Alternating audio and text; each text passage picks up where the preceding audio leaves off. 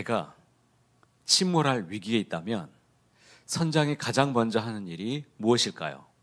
그것은 배 안에 있는 짐을 다 갖다 버리는 일이에요.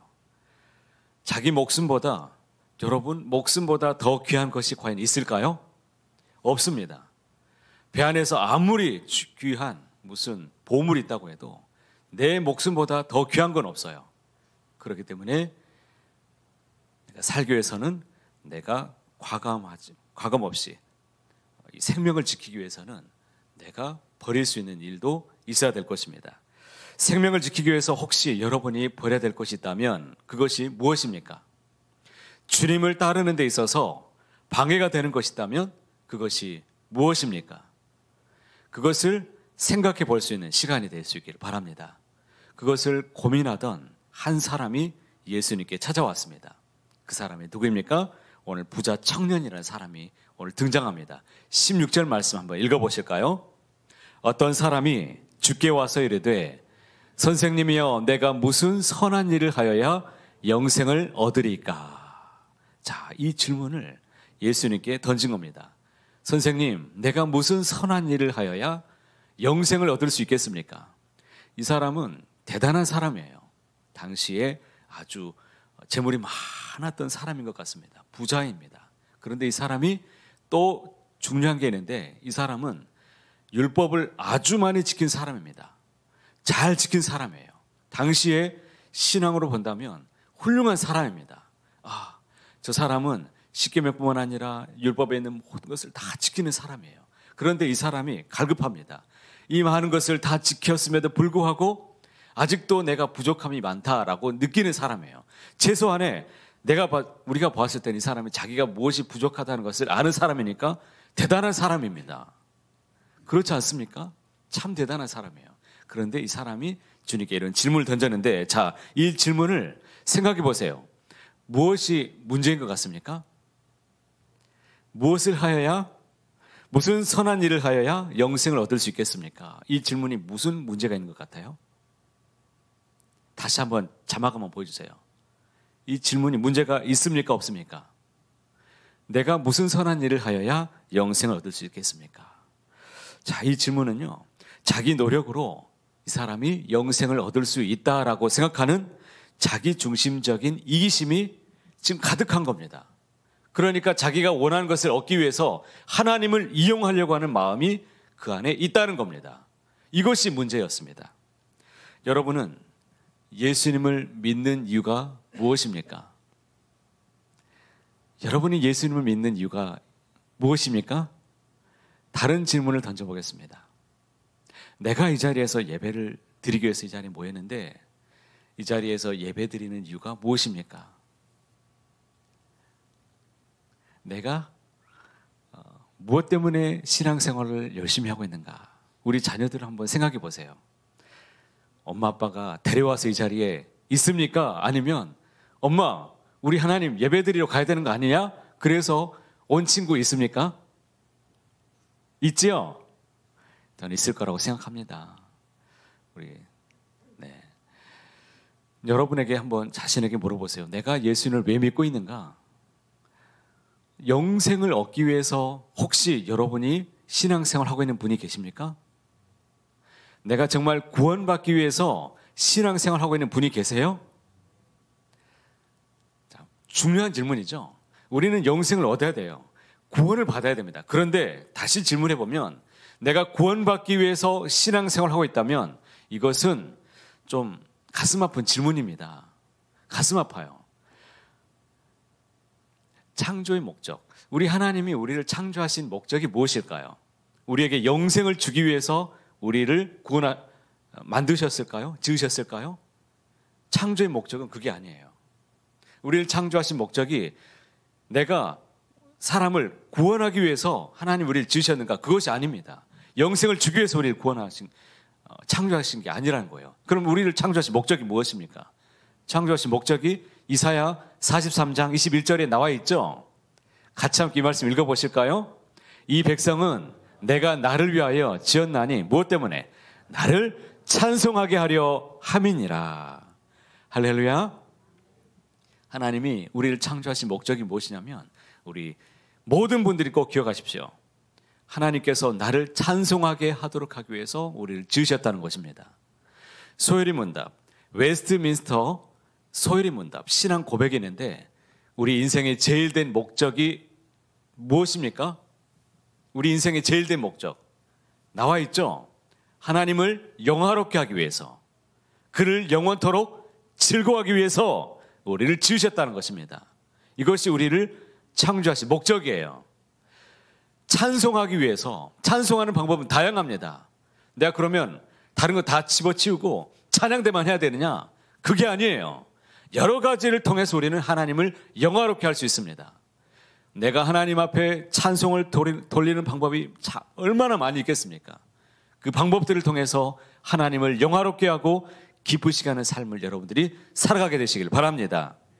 그렇기 때문에 영생은 우리가 소유가 되지만 영생은 하나님께서 우리를, 인간을 창조하신 목적은 아니시다라는 것입니다.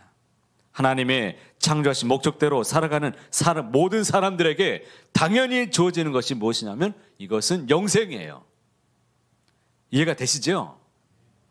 그런데 많은 사람들이 이 창조의 목적을 모르고서 창조의 목적에 맞게 살기보다는 영생에 더 관심이 많습니다. 다른 말로 말한다면 하나님이 주시는 선물에 더 관심이 많아요. 내가 그것을 얻기 위해서 신앙생활을 하고 있고, 내가 그것을 추구하기 위해서 예배를 드리고, 복을 받기 위해서 내가 무엇인가를 내가 하고 있다는 것, 이것은 참 마음이 아픈 것이죠. 그래서 사람들이 자꾸 우상을 만들어냅니다. 영원한 하나님께 도달하기 위해서 사람들이 종교를 가져보고, 또 어떤 사람은 선행을, 내가 선을 열심히, 내가 좋은 일을 많이 하면, 봉사를 많이 하면 그분이 절대자가 나를 기뻐할 거야.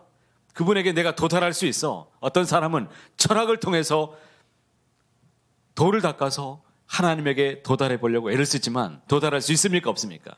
그 누구도 하나님 앞에 도달할 수 있는 사람은 없습니다. 유일하게 하나님 앞에 우리를 도달할 수 있도록 만들어주신 분이 누구입니까?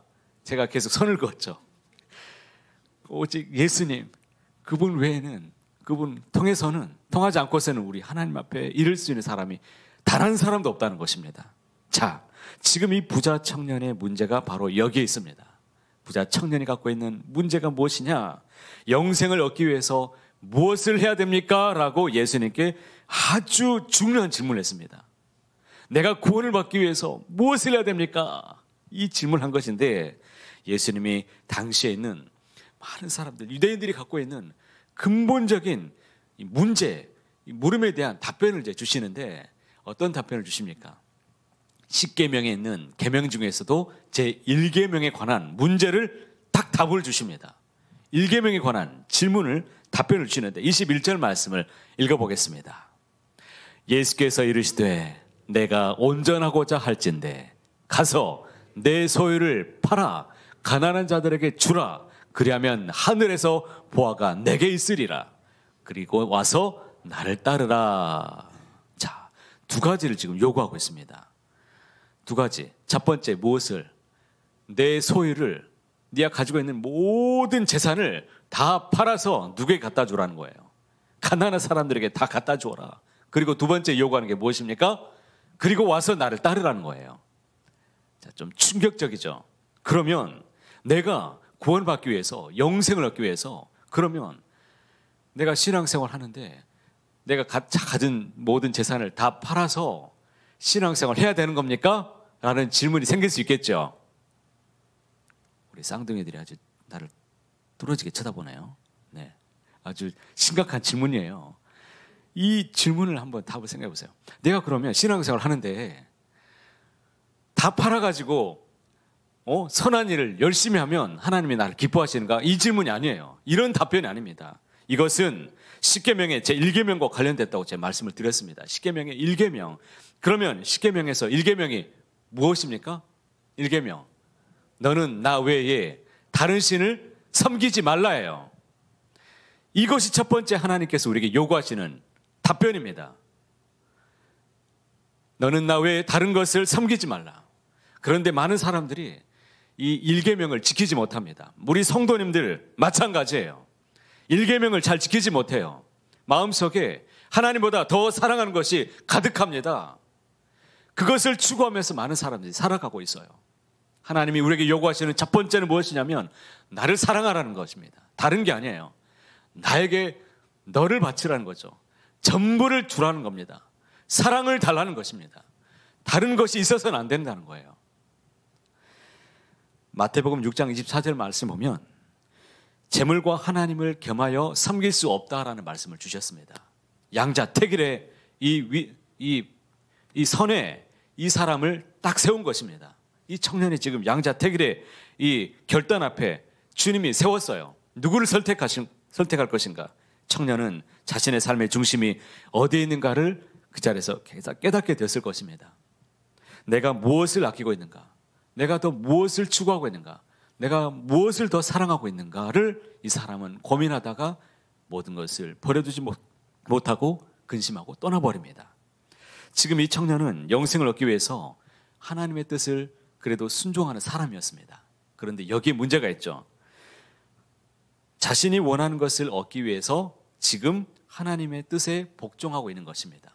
그러니까 제대로 하나님을 섬기는 것이 아니라 이것은 자신을 위해서 하나님께 복종하고 있는 것이기 때문에 하나님보다도 누가 더 중요해요? 자기가 더 중요한 거죠. 실제로는 내가 더 중요한 겁니다. 그래서 주님이 요구하시는 것은 너를 전체로 바치라는 겁니다. 지금 예배를 드리고 있는데 예배에서 하나님이 받으시는 것은 다른 어떤 재물이 아니고 어떤 헌금이 아니고 누구를? 나를 기뻐하신다는 겁니다. 나를 드리라는 겁니다. 나의 삶을 드리시길 바랍니다. 가장 기뻐하시는 것은 나를 받기를 원하십니다.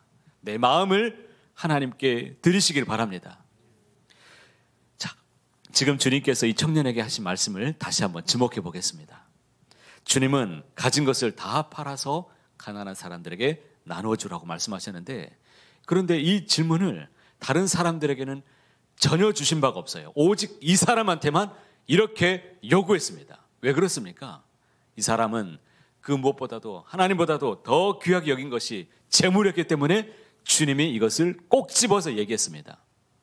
그런데 성경이 보니까 이것을 깨닫도록 요구한 사람이 또 한 사람이 있습니다. 아브라함이었어요. 아브라함에게 무엇을 바치라고 명령했습니까? 내 사랑하는 아들 독자 이삭을 바치라고 하나님이 아브라함에게 명령했던 일이 있었습니다. 그러면 아브라함에게는 왜 이런 요구를 했을까요? 이삭이 가장 귀했기 때문에 만약 이 시험을 통과할 수 있다면 아브라함은 하나님께 진정 이 세상에 그 무엇보다도 귀한 분은 하나님입니다. 이런 고백을 드린 사람이 되는 것입니다. 이 시험을 청년은 통과하지 못했습니다. 그런데 이 아브라함은 통과했습니까? 통과했습니다. 이것을 요구한 것이죠. 실제로 아들을 바치라는 뜻이 아니었습니다. 진정 그 무엇보다도 제1계명을 하나님이 우리에게 요구하신 것입니다. 나 외에 다른 신을 내게 두지 말라. 나는 나 외에는 다른 것을 섬기지 말아라. 다른 것을 마음에 품지 말아라. 오직 나만을 섬기라는 하나님의 뜻입니다. 이 1계명을 잘 지키시길 바랍니다. 하나님을 더욱 잘 섬기시길 바랍니다. 자, 오늘 우리 모습을 한번 바라보십시오. 이 부자 청년처럼 하나님을 내가 무엇을 위해서 하나님을 지금 내가 믿고 있는가, 이것을 돌아보십시오. 부자 청년이 떠나고 나서 자, 성경이 주목하는 사람들이 있었습니다. 이 부자 청년의 대조적인 사람들이 등장하는데 누구냐면 바로 주님의 제자들이 남아있죠. 제자들에게 성경이 지금 주목하고 있습니다. 주님의 제자들은 자신의 모든 것을 다 포기하고 주님을 따라가는 사람들입니다. 10계명만 놓고 보면 누가 가장 잘 지킨 사람일까요? 부자 청년이 당시의 상황에서는 가장 잘 지키는 사람이죠. 모든 것을 다 지키는 사람이기 때문에. 하지만 성경에서 이 10계명 하나님의 말씀을 가장 잘 따르는 사람은 누구냐면 바로 제자들입니다. 이 사람들은 모든 것을 다 버려두고 주님만을 따르고 있기 때문입니다.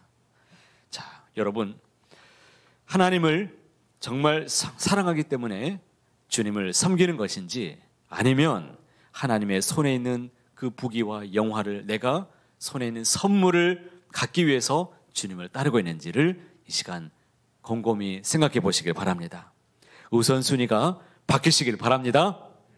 부자 청년에게 1계명을 요구하신 것처럼 주님은 우리에게 사랑을 요구하고 계십니다. 우리에게 전부를 달라고 하신 것은 내 마음을 지금 달라고 하시는 하나님의 요청입니다. 사랑하는 성도 여러분, 우리 사랑하는 우리 귀한 자녀들 생각하십시오. 우리 이 시간 나는 부족하지만 제자들처럼 내가 모든 것을 주님께 드리기를 원하는 마음으로 오신다면 주님은 이 땅에서도 하늘의 보화가 가득하도록 진정한 보화를 우리에게 주실 줄로 믿습니다. 가득한 것, 정말 내가 갖고자 원하는 것들을, 더 귀한 것들을, 비전도 주시고 꿈도 주시고 우리 여러분의 진로도 우리 하나님이 동행해 주시고 활짝 열어 주실 줄 믿습니다. 복을 쫓아가는 인생이 아니라 복을 진짜로 누리는 인생 되시기를 간절히 주님의 이름으로 축복합니다.